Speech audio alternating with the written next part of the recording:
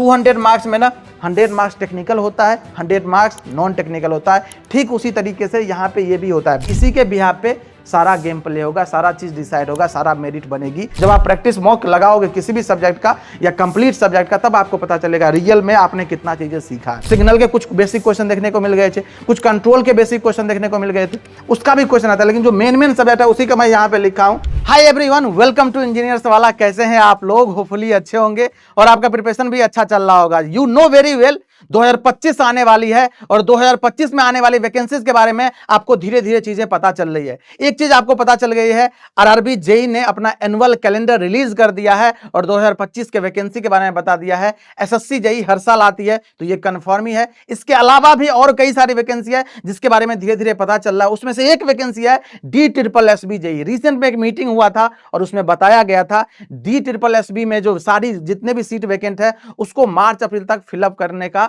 वहां पे बात कही गई थी। तो सर थोड़ा बहुत आपके माइंड में चल रहा होगा, सर इस एग्जाम का पैटर्न क्या होता है, सर इस एग्जाम में कितने स्टेज में एग्जामिनेशन होता है, सर क्या क्या सिलेबस होता है। सर अगर थोड़ा बहुत आइडिया लग जाता ना तो हम प्रिपरेशन तो कर ही रहे हैं सर, साथ में हम इसका भी एग्जाम दे लेते। तो चलिए आज इस वीडियो में मैं बात करने वाला हूं DSSB जेई के बारे में। क्या क्या बात करने वाला हूं? मैं बात करूंगा वैकेंसी के बारे में, एलिजिबिलिटी क्राइटेरिया के बारे में, सिलेक्शन प्रोसेस के बारे में, और सबसे ज्यादा इंपॉर्टेंट एग्जाम पैटर्न क्या रहने वाला है। इन सारे चीजों पे करेंगे डिस्कशन। तो बिना टाइम गवाए हुए चलिए स्टार्ट करते हैं इसको। सबसे पहले देखिए यहाँ पे एलिजिबिलिटी क्राइटेरिया और इंपॉर्टेंट डिटेल्स का अगर मैं बात करूं तो मेन वेबसाइट, कभी भी कोई भी चीज विजिट करना है ना बेटा, आप हमेशा इसका मेन वेबसाइट पे ही विजिट कीजिए। जैसे अगर इस एग्जाम का बात करूं तो इसका www.DSSBonline.nic.in, यहीं पे विजिट करना है। सारी जानकारी आपको यहीं पे मिलेगी। ओके, अगर एलिजिबिलिटी का बात करूं तो इसमें डिप्लोमा वाले बच्चे भी एलिजिबल होते हैं, इसमें बीटेक वाले बच्चे भी एलिजिबल होते हैं। अच्छी बात है सर।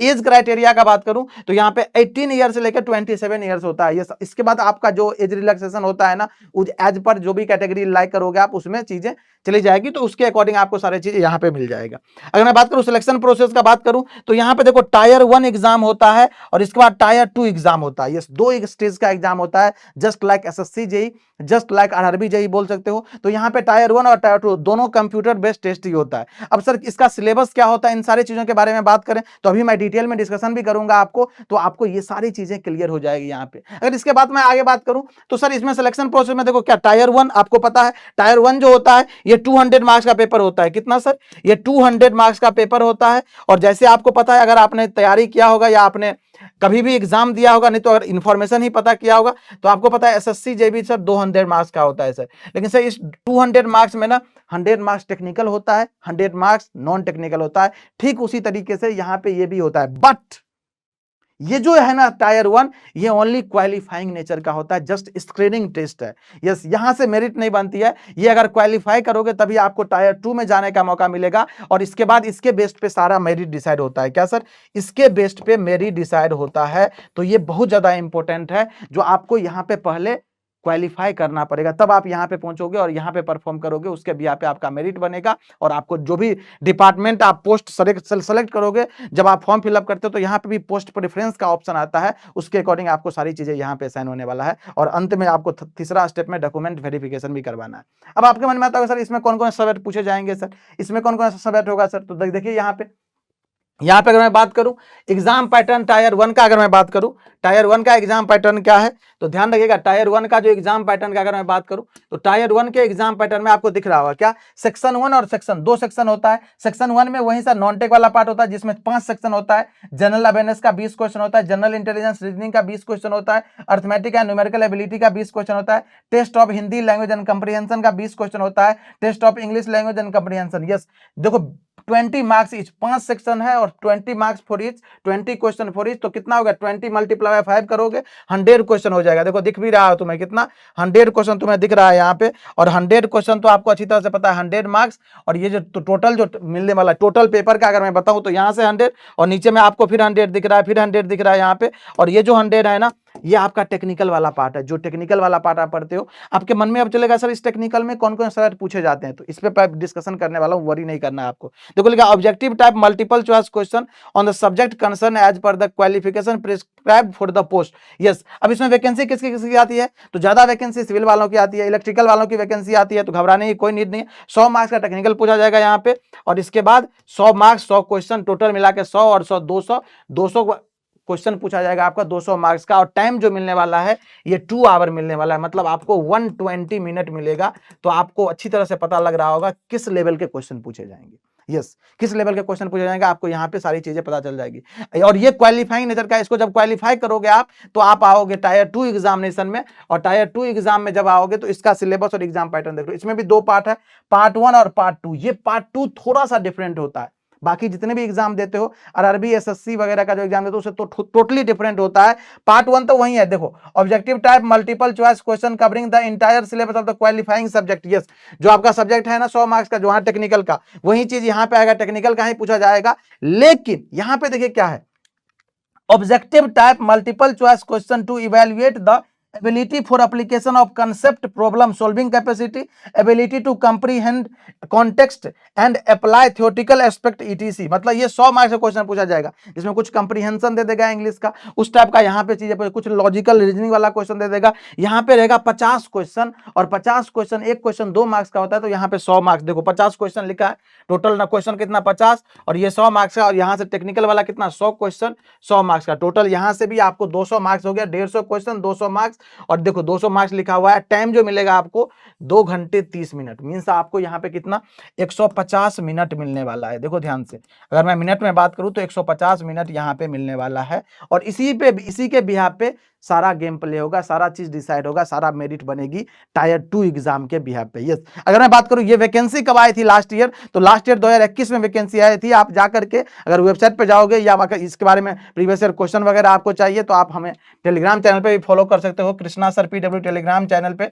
यहाँ पे मैं आपको लास्ट ईयर का जो पेपर वगैरह है वो सब कुछ मैं यहाँ पे प्रोवाइड करवा दूंगा। यस, अगर आपको चाहिए तो ओके, क्योंकि उसी से आपको आइडिया लगेगा ये कैसा था पेपर, किस तरह का पेपर में क्वेश्चन का लेवल क्या होता है, सारी जानकारी आपको मिलेगी। यस, उसी के बिहाफ पे भी मैं ये सारा एनालिसिस भी बता रहा हूँ आपको। इसके बाद आपके मन में क्वेरीज आती होगी, सर ये तो टायर 1 हो गया, सर ये तो टायर 2 का एग्जाम हो गया, अब सर टेक्निकल का सिलेबस क्या होगा। नॉन टेक तो पता चल रहा है ऑलमोस्ट वही होता है जो आप पढ़ते हो ना, रीजनिंग वगैरह एप्टीट्यूड वगैरह वही होता है, लेकिन हाँ यहाँ पे इंग्लिश भी पढ़ना पड़ेगा आपको, क्योंकि इंग्लिश का भी 20 क्वेश्चन यहाँ पे आएगा, तो और यहाँ पे पढ़ना पड़ेगा, और यहाँ पे भी इंग्लिश आता है तो इंग्लिश को अच्छे से हैंडल करना पड़ेगा, इस बात का ध्यान रखिएगा। अब बात आती है सर टेक्निकल में क्या क्या पढ़ना पड़ेगा मुझे, तो देखो टेक्निकल में जो मेन सब्जेक्ट है उसका बात कर रहा हूँ, इसके अलावा भी यस ये जो दिख रहा है ना उसके अलावा भी बेसिक, जैसे कुछ मैथमेटिक्स के क्वेश्चन भी देखने को मिल गए थे, कुछ सिग्नल के कुछ बेसिक क्वेश्चन देखने को मिल गए थे, कुछ कंट्रोल के बेसिक क्वेश्चन देखने को मिल गए थे, उसका भी क्वेश्चन आता है। लेकिन जो मेन सब्जेक्ट है उसी का मैं यहाँ पे लिखा हूँ। यस, अगर आपको चाहिए होगा तो मैं एग्जैक्ट एनालिसिस भी बता दूंगा, आने वाले दिनों में आपको देखने को मिलेगा। जो लास्ट ईयर पेपर हुआ उसका एग्जैक्ट एनालिसिस, कितने सब्जेक्ट, किस सब्जेक्ट से कितने क्वेश्चन आए थे,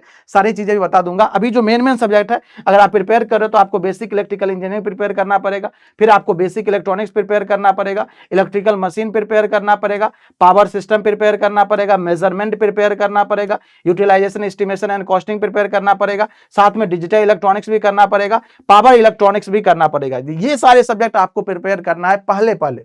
अगर आप टेक्निकल का सब्जेक्ट प्रिपेयर करो, इस एग्जाम को टारगेट कर रहे हो, तो आपको ये सारे सब्जेक्ट पहले प्रिपेयर करने होंगे, ये हो जाएगा। इसके बाद मैं बोल रहा हूँ छोटा छोटा सब्जेक्ट जो है ना उसका भी क्वेश्चन देखने को मिलेगा। और अगर आप इंटरेस्टेड हैं, अगर आपको सच में तैयारी करें DSSB JEE का बहुत शिद्दत के साथ, सर मुझे इस एग्जाम के बारे में और डिटेल चाहिए, तो इस वीडियो के नीचे कमेंट बॉक्स में जरूर बताइएगा। डेफिनेटली मैं आपको इसका कंप्लीट एनालिसिस लास्ट ईयर जो प्रीवियस ईयर है उसका मैं डेफिनेटली आपको प्रोवाइड करवा दूंगा। तो ये ओवरऑल डिटेल्स था इसके बारे में, सारी चीजें आपको पता चल गया होगा, क्या सिलेबस रहने वाला है, एग्जाम पैटर्न क्या रहने वाला है। अब बात आती है सर ये सारी चीजें पता करने के बाद how to prepare for that. Yes, मैं बोल रहा हूं अगर किसी भी एग्जाम का तैयारी कर रहे हो ना तो ये जो चीजें लिखा हुआ है ये बहुत ज्यादा इंपॉर्टेंट है। ये जो 6 पॉइंट है ना, ये अगर आपने फॉलो कर लिया, बिलीव मानो आपका सिलेक्शन कोई रोक नहीं पाएगा।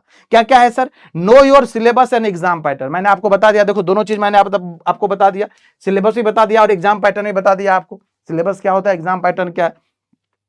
कलेक्ट सफिशियंट सोर्स, जैसे बुक हो गया, नोट्स हो गया, गाइडेंस हो गया। यस, आपको sufficient number of resources collect करना है। मैं बोल रहा हूं सफिशिएंट, यस, लिमिट करके, ऐसा नहीं अनलिमिटेड चीजें कर रहे हैं, लिमिट फॉर्म में ये चीजें करना है। चाहे आप बुक ले सकते हो, प्रैक्टिस के लिए बुक ले सकते हो, नोट्स प्रीफर कर सकते हो, यस, अपने चीजों को तैयार करने के लिए, कंसेप्ट को बिल्डअप करने के लिए। और गाइडेंस चाहिए होगा तो कृष्णा सर PW, इससे बेस्ट और कुछ नहीं हो सकता है। अगर आपको गाइडेंस चाहिए तो आप Krishna sir PW Telegram channel से जुड़ जाइएगा।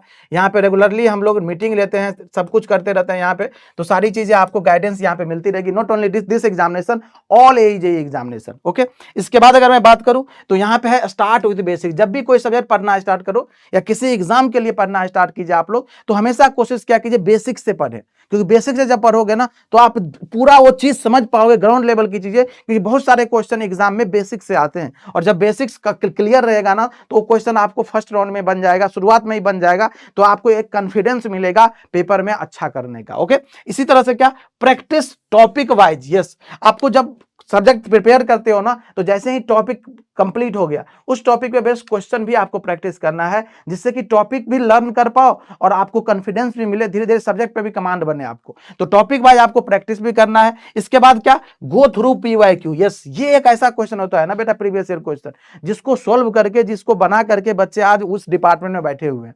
तो ये सारे क्वेश्चन बहुत ज्यादा इंपॉर्टेंट है। इसको जितनी बार आप प्रैक्टिस करोगे, जितना एनालिसिस के साथ प्रैक्टिस करोगे, उतना ही ज्यादा आपको हेल्प करने वाला है एग्जाम के प्रिपरेशन में। तो प्रीवियस ईयर क्वेश्चन को डेफिनेटली अटेंड कीजिएगा, डेफिनेटली उसको अच्छे से एनालाइज कीजिएगा, जिससे कि आपको सारे कॉन्सेप्ट भी पता चले और अपना सारा कॉन्सेप्ट में कंपेरिजन भी हो, जो मैंने जो पढ़ा है वो सच में सीखा है। ये सारे कॉन्सेप्ट अगर एग्जाम में एज इट इज आ गए तो हम कर पाएंगे, क्योंकि बहुत सारे एग्जाम में PYQ रिपीट करते हैं। तो जब रिपीट करते हैं तो आपको ये क्वेश्चन डेफिनेटली करने, क्योंकि ये जब क्वेश्चन आएंगे एग्जाम में तो आपको डेफिनेटली सही सही with in time, come time लेकर के आपको इसको करके लेके आना है। ओके, इसके बाद एट लास्ट आपको पता होना चाहिए प्रैक्टिस मॉक। यस, आपने सुना होगा test is the final step of preparation. Yes, यहां पे भी है ये प्रैक्टिस मॉक का मतलब है, जब आप प्रैक्टिस मॉक अटेंड करते हो ना, तब आप अपने आप को चेक कर पाते हो जो आप कितने पानी में हो। मतलब आपने प्रिपरेशन जो करा है ना, जो आपको लग रहा था जो मैं प्रिपरेशन कंप्लीट कर लिया हूं सर, आप कहीं से भी पूछ लो क्वेश्चन मैं बता दूंगा। तो जब आप प्रैक्टिस मॉक लगाओगे किसी भी सब्जेक्ट का या कंप्लीट सब्जेक्ट का, तब आपको पता चलेगा रियल में आपने कितना चीजें सीखा है, और यहां से आप चीजों को लर्न करना है। ये नहीं सर हम सर 100 में 100 लेके आ गए तो एग्जाम में भी 100 में 100 आ जाएगा। यस, आपका प्रिपरेशन डेफिनेटली अच्छी है, फिर भी मैं बोल रहा हूं कोई भी बच्चा जब मॉक देता है ना तो 1 2 4 5 गलती होता ही होता है। इस गलतियों पे अपने को काम करना है और कोशिश करना है एग्जाम में हम ये सारी गलती रिपीट ना करें। अगर ऐसा करोगे बेटा, डे 1 से अगर आप कर रहे हो, बिलीव मानो आप एग्जाम फर्स्ट अटेम्प्ट में करेक्ट करोगे, चाहे वो DSSB का एग्जाम हो, चाहे वो RRB JEE हो, चाहे SSC JEE हो, चाहे राजस्थान का JEE हो, कोई भी एग्जाम हो, आप अपने फर्स्ट अटेम्प्ट में एग्जाम को क्रैक करने वाले हैं। तो ये जो 6 पॉइंट है, ये जो 6th स्टेप है, इसको अगर आप फॉलो करते हैं तो डेफिनेटली आप एग्जाम में बेहतर से बेहतर कर पाओगे। अगर आपको मोर गाइडेंस चाहिए, मोर सपोर्ट चाहिए, इंजन्स वाला टीम से सपोर्ट चाहिए, तो मैं आपको बता देना चाहूंगा Krishna sir PW Telegram channel पर ज्वाइन हो जाइए, और यहाँ पे सारा अपडेट, लेटेस्ट अपडेट, क्या वैकेंसी आ रही है, कितनी सीटें हैं, एग्जाम पैटर्न क्या है, सारी चीजें मैं आपको यहाँ पे बताता रहता हूँ। मिलते हैं किसी नेक्स्ट वीडियो में। Thank you so much.